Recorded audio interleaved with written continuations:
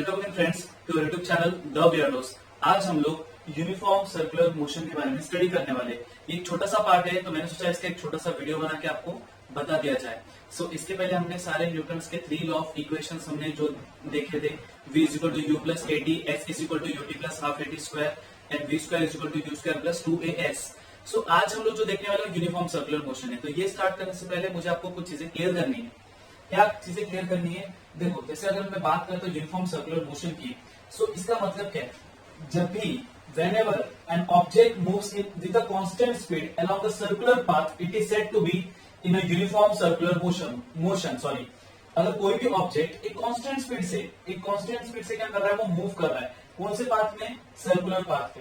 एक constant speed से क्या कर रहा है? सर्कुलर पाथ में क्या कर रहा है? अगर वो मूव कर रहा है तो हम बोलेंगे वो ऑब्जेक्ट का जो मोशन है, वो ऑब्जेक्ट का मोशन कैसा है? Uniform circular motion.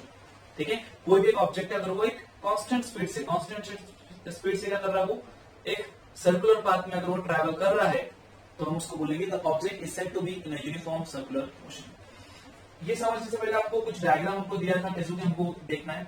देखो, जैसे अगर आप यहाँ पे स्क्वायर का डायग्राम देखोगे तो यहाँ से अगर कोई ऑब्जेक्ट या फिर अगर मैं ट्रैवल कर रहा हूँ, मैं यहाँ से मेरा डायरेक्शन इधर रहेगा, देन यहाँ पे मेरा डायरेक्शन चेंज होता है, देन यहाँ पे मेरा डायरेक्शन चेंज होता है, देन यहाँ पे मेरा डायरेक्शन चेंज होता है। बाकी आप दो पूरा कांस्टेंट स्पीड में चल रहा हो, यहाँ से यहाँ पे कांस्टेंट स्पीड से, यहाँ से यहाँ पे कांस्टेंट स्पीड से, यहाँ से यहाँ पे कांस्टेंट स्पीड, तो इस तरह से चल रहा है। वही अगर मैं ट्रेपेजियम की बात करूँ तो ट्रेपेजियम में मैं कितना डायरेक्शन चेंज कर रहा हूँ? 1 2 3 4 5। ठीक है, आप बोल सकते हो पेंटागन। फिर हेक्सागन में आप देखो, दिख रहा है आपको? जैसे जैसे क्या कर रहा है, अगर मैं साइड्स बढ़ाते जा रहा हूँ, वहां पे मेरा डायरेक्शन जो चेंज हो रहा है वो क्या हो रहा है? बढ़ते जा रहा है।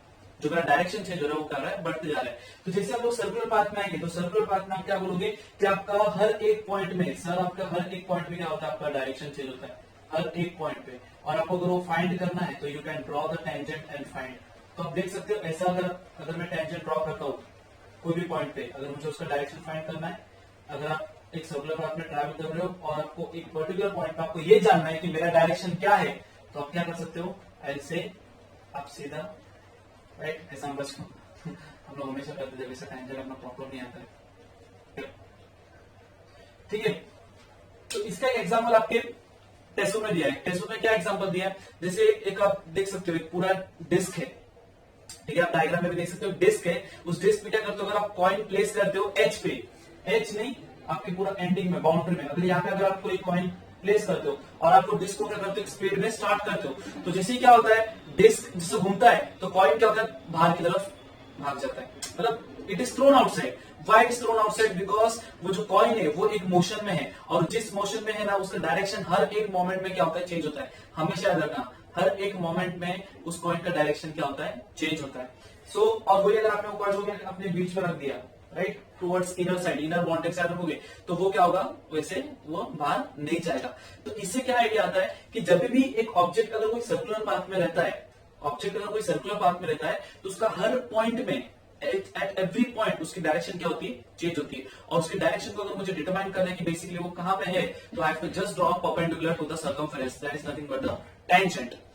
यहाँ पे हम लोग फॉर्मूला डिराइव करते हैं। तो फॉर्मूला क्या बताया गया? If you want to determine the speed, right, तो एक ऑब्जेक्ट अगर वो ट्रैवल कर रहा है एक सर्कुलर पाथ पे, तो विद द टाइम t, तो आप बोल सकते हो सर्कमफेरेंस अपॉन t।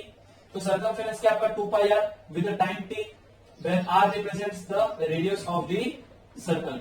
तो सर्कुलर मोशन आप जो बात करते हो यहाँ पे, ये जो सर्कुलर मोशन है, वो सर्कुलर मोशन आपका कैसा है? It's a vector quantity. आपका जो सर्कुलर मोशन क्या है? Vector quantity. हमने सारे वीडियोस में हमने देखा है कि स्केलर क्वांटिटी क्या होता है, वेक्टर क्वांटिटी क्या होता है। जब हम बात करेंगे वेक्टर क्वांटिटी की, तो इसमें क्या आता है? डायरेक्शन आता है, direction and magnitude.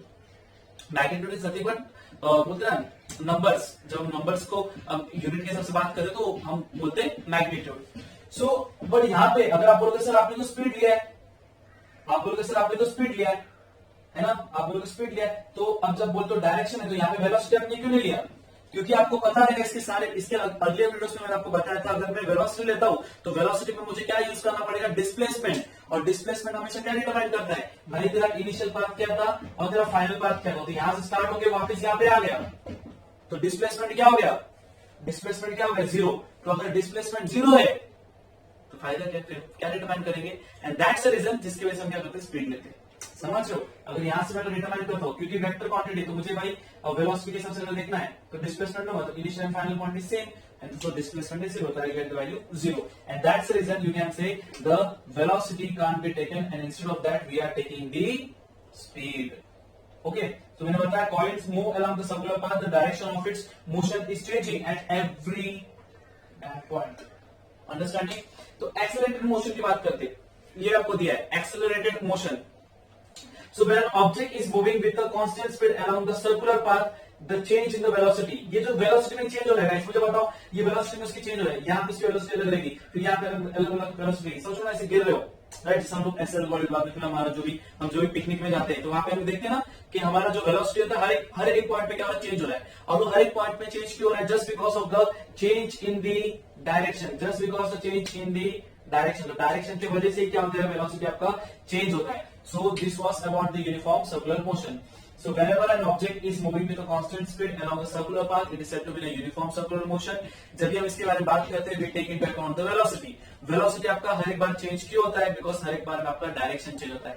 The velocity is totally dependent. The change in the velocity is due to only and only change in the direction. And circular point में अगर कोई भी ऑब्जेक्ट अगर कंटिन्यूसली अगर इसे ट्रैवल कर रहा है तो उसका आप बोलोगे हर पॉइंट पे क्या होगा, उसका डायरेक्शन चेंज होगा.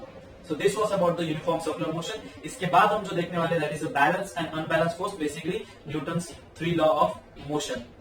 Okay, thank you guys. Do hit like, share, comment and subscribe. ठीक है, and give us the genuine feedback how we can improve ourselves. Thank you guys. Thanks so much.